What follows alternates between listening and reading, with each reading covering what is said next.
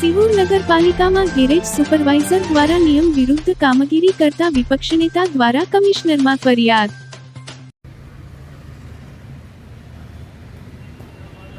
કે તમારું નામ સાથે જયરાજ સિહોરી, વિપક્ષ નેતા, સિહોર નગરપાલિકા। સિહોર નગરપાલિકામાં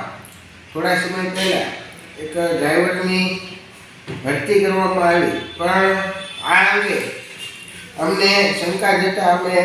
ખાનગીરાએ તપાસ કરી તો આ ડ્રાઈવર અંગે કોઈ જે ગેરેજ સુપરવાઇઝર છે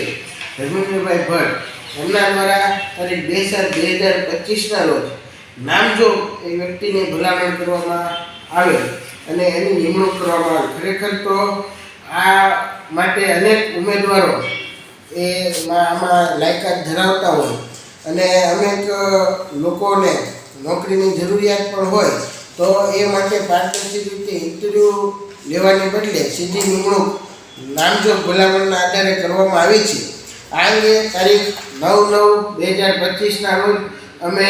અહીંયા ચીફ ઓફિસર પાસે આ ભરતી અંગેના માહિતી માંગે, પરંતુ આજ દિન સુધી અમને માહિતી ના મળતા આજરોજ અમે પ્રાદેશિક કમિશનરમાં એની લેખિત રજૂઆત કરી છે કે ખરેખર કોઈ ગેરેજ સુપરવાઇઝરને ડ્રાઈવરની નિમણૂક કરવાની સત્તા છે કે કેમ, અથવા તો તે વ્યક્તિગત નામજોગ ભલામણ કરી શકે છે કે કેમ, તે અંગેની તપાસ કરવા માટે અમે રજૂઆત કરી છે। આ ઉપરાંત જે ગેરેજ વિભાગના સુપરવાઇઝર છે તો એ એમની મુખ્ય જવાબદારી ગેરેજ વિભાગમાં હોય, એના બદલે સત્તાધીશો સાથેની સાંઠગાંઠના કારણે આખો દિવસ નગરપાલિકાની ઓફિસે જ રહેતા હોય છે અને એ માટે સીસીટીવી ફૂટેજ ચેક કરવાની પણ અમે માગણી કરી છે, જેથી દૂધનું દૂધ પાણીનું પાણી થઈ જાય। અને ગેરેજ વિભાગમાં અનેક વાહનો અત્યારે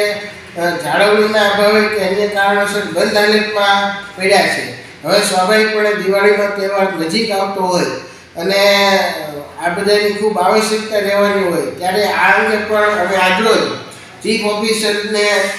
કાગળ લખીને અને એ માટેની પણ માહિતી માગી છે, કેટલા વાહનો બંધ હાલતમાં છે, બંધ છે તો કયા કારણોસર બંધ છે, અને જેટલા વાહનો બંધ છે એનો કોઈ ચીફ ઓફિસર અથવા પ્રમુખને કોઈ રિપોર્ટિંગ કરવામાં આવ્યું હોય તો એ રિપોર્ટિંગની નકલ પણ અમે આજરોજ માગી છે। કારણ કે અમને જે રીતની ફરિયાદો મળતી આવી છે કે ભાઈ જે ગેરેજ વિભાગના સુપરવાઇઝર છે એમને આ સત્તાધીશો સાથે સાંઠગાંઠ ધરાવતા હોય, ખૂબ જ કામ પ્રત્યે નિષ્કાળજી દાખવી રહ્યા છે અને એમનું ફરજમાં આવે એના કરતાં પણ નિયમ વિરુદ્ધ જઈને પણ અમુક કામગીરી કરી રહ્યા છે। તો આ અંગે અમે યોગ્ય તપાસ કરવા માટે પ્રાદેશિક કમિશનરમાં પત્ર લખ્યો છે અને એમાં યોગ્ય કાર્યવાહી કરવાની માગણી કરી છે।